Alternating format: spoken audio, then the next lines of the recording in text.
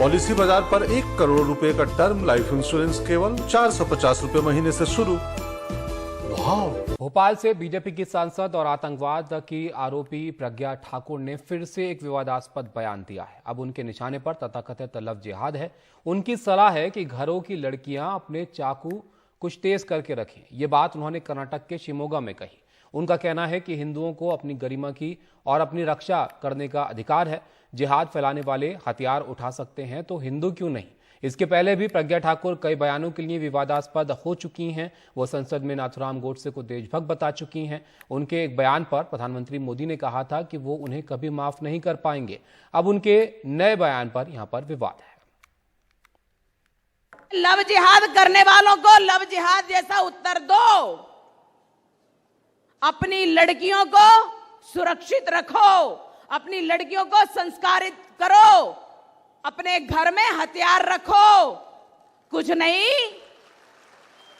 तो सब्जी काटने वाला चाकू जरा तेज रखो। स्पष्ट बोल रही हूं। उन्होंने चाकू से हमारे वीरों को, हिंदू वीरों को, बजरंग दल के कार्यकर्ता, भाजपा के कार्यकर्ता, युवा मोर्चा के कार्यकर्ताओं को गोदा है, काटा है। तो हम भी सब्जी काटने वाले चाकुओं को जरा तेज रख लें। पता नहीं कब कैसा मौका आए। हमारे deputy editor south Nehal Kidwai हमारे साथ जुड़ गए हैं। नेहाल, बताइए कहां, किस मौके पर ये बोल रही थी और अब इनके इस बयान के बाद क्या कुछ हो रहा है वहां?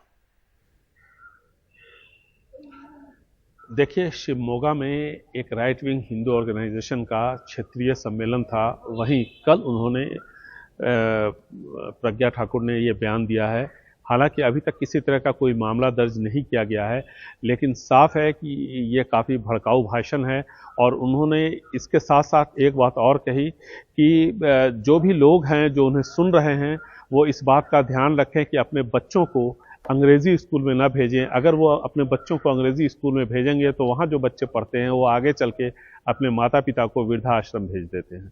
तो इस तरह का बयान उन्होंने दिया है। विवादास्पद बयान के लिए जानी जाती हैं। अभी तक किसी तरह का कोई मामला दर्ज नहीं हुआ है। किसी भी विपक्ष की पार्टियों की तरफ से भी हमें कोई बयान यहाँ पर सुनने को नहीं मिला है। और उसकी वजह यह है कि इन्होंने, प्रज्ञा ठाकुर ने यह बयान हिंदी में दिया है। हालांकि कुछ लोग वहाँ पर तालियां ज़रूर बजा रहे थे, कुछ लोगों को बात समझ में आ रही थी, लेकिन ज़्यादातर हिंदी भाषी नहीं थे। वो बिल्कुल वो एक ऐसा इलाका है जहाँ पर कन्नड़ा बोली जाती है। और ऐसी सूरत में बहुत सारे लोगों को समझ में नहीं आया, नेताओं को समझ में नहीं आया। अब जबकि ये मामला सामने आया है तो कुछ नेता हैं जो शायद इस पर प्रतिक्रिया दे। चूंकि कर्नाटक विधानसभा का सत्र बेंगलुरु से काफ़ी दूर, शिवमोगा से काफ़ी दूर बेलगावी में हो रहा है और वहाँ पर भी नेटवर्क वगैरह की बहुत समस्या है। तो अब देखते हैं कि जब ये मामला वहाँ तक पहुँचता है तो किस तरह से रिएक्शन आता है और किस तरह से कार्रवाई की बात कही जाती है इस मामले पर।